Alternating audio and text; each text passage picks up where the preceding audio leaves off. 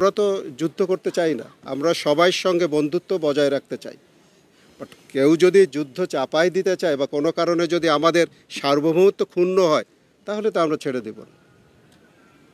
তো বর্তমান যে পরিস্থিতি ফুললি আন্ডার কন্ট্রোল, অ্যান্ড আমাদের যে হোম মিনিস্ট্রির আন্ডারে যে কোস্ট গার্ড, বিজিবি যারা আছে, ওনারা দায়িত্বটা সঠিকভাবে পালন করছে বলে আমরা জানি, এবং প্রয়োজনীয় সবসময় আমাদের ভিতর সমন্বয় আছে।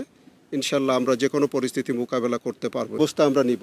আমাদের শুধু সেনাবাহিনী, আমি জানি নৌবাহিনী, বিমান বাহিনী তারাও প্রস্তুত।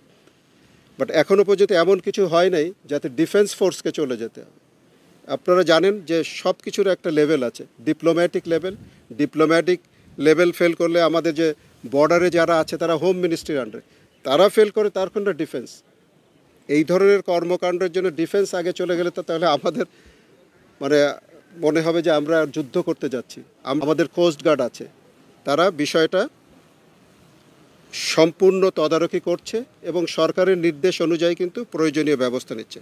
আমরা কিন্তু খুব প্রস্তুত আছি, যদি এর চেয়ে লেভেল অন্যদিকে যায় তার সমুচিত দেশে যদি বহিঃশত্রু আক্রমণ হয় সেটাকে প্রতিহত আমরা করব, এ বিষয়ে কোনো সন্দেহ নেই।